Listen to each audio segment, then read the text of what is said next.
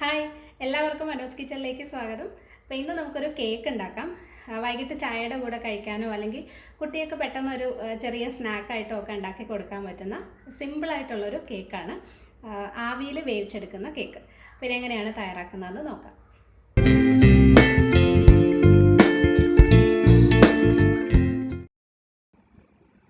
ആദ്യം ഒരു ബൗളിൽ ഒരു 1/2 കപ്പ് മൈദ ഇടാം.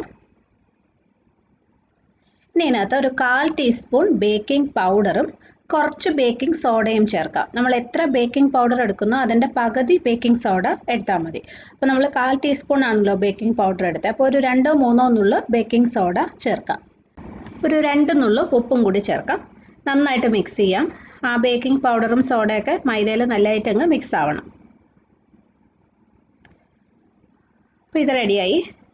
ഇനി ഒരു മിക്സി ജാർ എടുക്കുക. ബാക്കി സാധനങ്ങളെല്ലാം നമ്മളിനി മിക്സിയിലാണ് അടിച്ചെടുക്കാൻ പോകുന്നത്. അപ്പോൾ ആദ്യം ഇതിനകത്തേക്ക് ഒരു 3 ടേബിൾ സ്പൂൺ പഞ്ചസാര ഇട്ട് കൊടുക്കാം. ഇനി ഫ്ലേവറിനായിട്ട് നമ്മൾ ഇതിനകത്ത് ഏലക്ക ചേർക്കുന്നുണ്ട്. അപ്പോൾ ഞാനിപ്പോൾ 2 ഏലക്കയുടെ തൊലി കളഞ്ഞിട്ട് അതിൻ്റെ കുരു മാത്രം ഇട്ട് കൊടുക്കുവാണ്.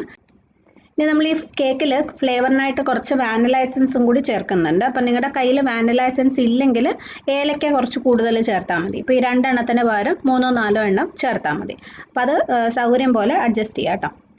അപ്പോൾ ഈ പഞ്ചസാരയും ഏലക്കയും കൂടി നമുക്ക് നല്ലതായിട്ട് പൊടിച്ചെടുക്കാം. പഞ്ചസാര ഏലക്കയും കൂടി പൊടിച്ചെടുത്തു. ഇനി ഇതിനകത്തേക്ക് ഒരു മുട്ട പൊട്ടിച്ചൊഴിക്കാം. തണുത്ത മുട്ട ഉപയോഗിക്കരുത് കേട്ടോ. ഫ്രിഡ്ജിൽ ഇരിക്കുന്നതാണെങ്കിൽ പുറത്തെടുത്ത് വെച്ച് തണുപ്പ് മാറ്റിയിട്ടേ യൂസ് ചെയ്യാവുള്ളൂ. ഇതിനകത്തേക്ക് ഒരു 1/2 ടീസ്പൂൺ വാനില എസൻസും കൂടി ഒഴിച്ചു കൊടുക്കുക. ഞാൻ നേരത്തെ പറഞ്ഞല്ലോ, വാനില എസൻസ് ഇല്ലെങ്കിൽ ഒരു 2 ഏലക്ക കൂടുതൽ ചേർത്താൽ മതി. അപ്പോൾ ഇതെല്ലാം കൂടി ഒന്നും കൂടി നല്ലതായിട്ട് അടിച്ചെടുക്കാം. ഒരു 1/2 മിനിറ്റ് മിക്സിയിൽ നന്നായിട്ട് അടിച്ച് എടുക്കണം.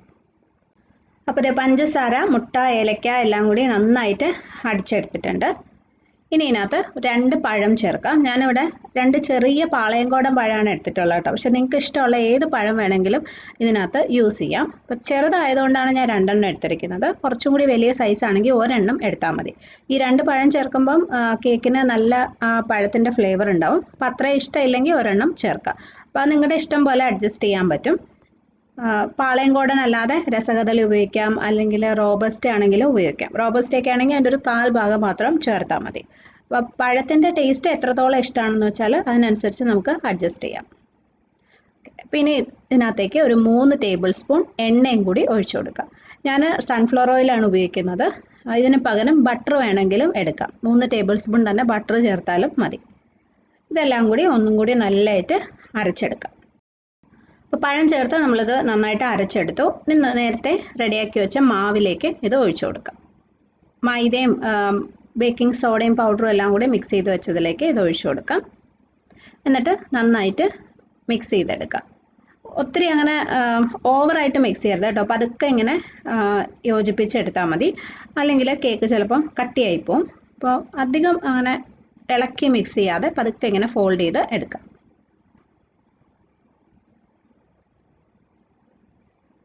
ഇതിനകത്തേക്ക് ലാസ്റ്റ് 1 ടേബിൾ സ്പൂൺ പാലും കൂടി ഒഴിച്ചു കൊടുക്കുക. പാലും മുട്ടയുടെ കാര്യം പറഞ്ഞ പോലെ തന്നെയാണ്. തണുത്തത് ഉപയോഗിക്കരുത്. ഫ്രിഡ്ജിലിരിക്കുന്നതാണെങ്കിൽ കുറച്ച് സമയം ഒന്ന് പുറത്തെടുത്ത് വെച്ച് അതിൻ്റെ തണുപ്പ് മാറ്റണം. നന്നായിട്ടൊന്ന് മിക്സ് ചെയ്ത് എടുക്കാം. ഈ കേക്ക് നമുക്കിഷ്ടമുള്ള രീതിയിൽ കുറച്ചൊക്കെ അങ്ങോട്ടും ഇങ്ങോട്ടും മാറ്റങ്ങളൊക്കെ വരുത്തി ചെയ്യാവുന്നതാണ് കേട്ടോ. ഞാൻ പറഞ്ഞല്ലോ, ഏലക്ക മാത്രം ചേർക്കാം, അല്ലെങ്കിൽ വാനില എസൻസ് മാത്രം ചേർക്കാം, പഴത്തിൻ്റെ അളവ് നമുക്ക് അഡ്ജസ്റ്റ് ചെയ്യാം. അങ്ങനെ പല രീതിയിലും നമ്മുടെ ഇഷ്ടം പോലെ നമ്മുടെ കയ്യിലുള്ള സാധനങ്ങൾക്കനുസരിച്ച് അഡ്ജസ്റ്റ് ചെയ്യാവുന്നതാണ്. ഇപ്പോൾ ബാറ്റർ റെഡിയായി. ഇനി നമുക്കത് ആവിയിൽ വേവിച്ചെടുക്കണം. അതിനായിട്ട് ഞാനൊരു ഗ്ലാസ് ബൗളാണ് എടുത്തിട്ടുള്ളത്. നിങ്ങളുടെ കയ്യിലുള്ള സാധാരണ സ്റ്റീൽ ബൗളോ ഏത് വേണമെങ്കിലും ഉപയോഗിക്കാം. പ്ലാസ്റ്റിക് ഒഴികെ കേട്ടോ. പ്ലാസ്റ്റിക് ആണെങ്കിൽ നമുക്ക് അത്രയും ചൂട് പറ്റത്തില്ല. അപ്പോൾ അതൊഴികെ നിങ്ങളുടെ കയ്യിലുള്ള ഏത് പാത്രം വേണമെങ്കിലും ഇത് ആവിയിൽ വേവിക്കാനായിട്ട് യൂസ് ചെയ്യാം. അപ്പോൾ എൻ്റെ കയ്യിൽ ഈ ഗ്ലാസ് ബൗളാണുള്ളത്. ഇതിനകത്ത് ആദ്യം ഞാൻ കുറച്ച് എണ്ണയൊന്ന് സ്പ്രെഡ് ചെയ്ത് കൊടുക്കുവാണ്. വട്ടയപ്പൊക്കെ ഉണ്ടാക്കുമ്പോൾ ചെയ്യത്തില്ലേ, അതുപോലെ തന്നെയാണ്. ഇപ്പോൾ താഴെയും സൈഡിലൊക്കെ നന്നായിട്ട് കുറച്ച് എണ്ണയോ അല്ലെങ്കിൽ ബട്ടറോ തേച്ച് കൊടുക്കാം. ഇനി ഇതിനകത്തേക്ക് നമ്മൾ റെഡിയാക്കി വെച്ച മാവ് ഒഴിച്ചു കൊടുക്കാം.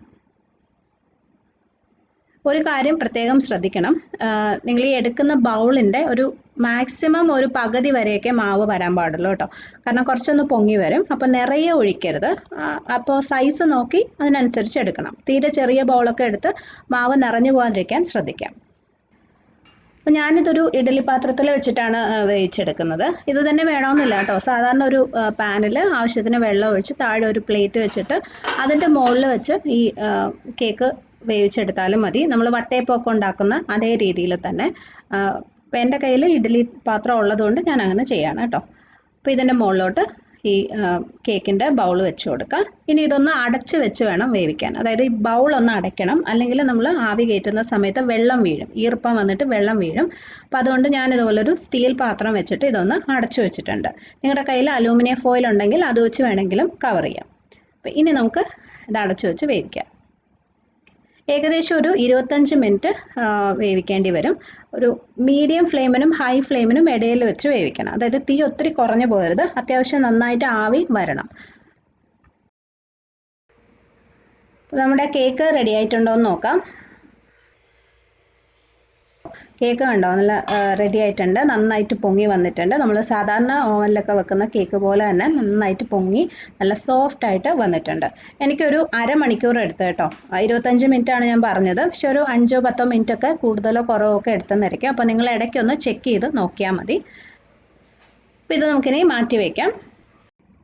കേക്കിൻ്റെ ചൂട് നന്നായിട്ട് പോയതിന് ശേഷം ഇത് കട്ട് ചെയ്ത് കഴിക്കാവുള്ളൂ, അല്ലെങ്കിൽ നമ്മൾ ചേർത്ത ബേക്കിംഗ് സോഡയുടെയും മുട്ടയുടെയൊക്കെ ടേസ്റ്റ് നന്നായിട്ട് അറിയാൻ പറ്റും. അപ്പോൾ അതുകൊണ്ട് നല്ലതായിട്ട് തണുക്കാനായിട്ട് മാറ്റി വയ്ക്കാം. അത് കഴിഞ്ഞിട്ട് സെർവ് ചെയ്യാം.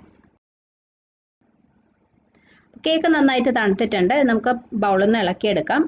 എളുപ്പമാണ്, ജസ്റ്റ് ഇങ്ങനെ തട്ടിക്കൊടുക്കുമ്പോൾ തന്നെ ഇളകി വരും. നമ്മൾ താഴെ എണ്ണ തേച്ചിരിക്കുന്നതുകൊണ്ട് ഒട്ടിയൊന്നും പിടിക്കത്തില്ല. ഇത് കാണുമ്പോൾ തന്നെ അറിയാമല്ലോ, നല്ല പാകത്തിന് വെന്ത് വന്നിട്ടുണ്ട്. അപ്പോൾ ഇത് ഒന്ന് കട്ട് ചെയ്ത് നോക്കാം. കണ്ടോ, നല്ല സോഫ്റ്റാണ്.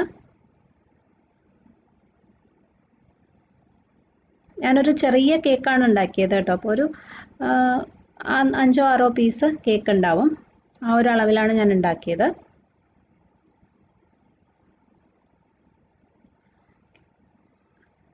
ഇതാണ് നമ്മുടെ ആവിയിൽ വേവിച്ച കേക്ക്. അകത്തൊക്കെ നോക്കൂ, നമ്മൾ സാധാരണ ഓവനിൽ വെച്ചുണ്ടാക്കുന്ന കേക്ക് പോലെ തന്നെ നല്ല സോഫ്റ്റ് ആയിട്ട്, അതുപോലെ നല്ല ടെക്സ്ചറൊക്കെയാണ്. ഇതൊന്ന് മുറിച്ച് കാണിക്കാം. അപ്പോൾ നല്ല സോഫ്റ്റ് ആയിട്ടുള്ള നല്ല ടേസ്റ്റി കേക്കാണ്. വൈകിട്ട് നമുക്ക് ചായയുടെ കൂടെയോ അല്ലെങ്കിൽ കുട്ടികൾക്ക് ഒരു ചെറിയ സ്നാക്കായിട്ടോ ഒക്കെ ഉണ്ടാക്കി കൊടുക്കാൻ പറ്റുന്ന സിമ്പിളായിട്ടുള്ളൊരു കേക്കാണ്. വലിയ ഫാൻസി കേക്കൊന്നുമല്ല.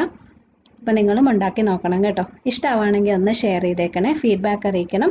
അപ്പോൾ നമുക്ക് അടുത്തൊരു റെസിപ്പി ആയിട്ട് വീണ്ടും കാണാം. Bye friends, thank you for watching. Subscribe ചെയ്യാൻ മറക്കല്ലേ.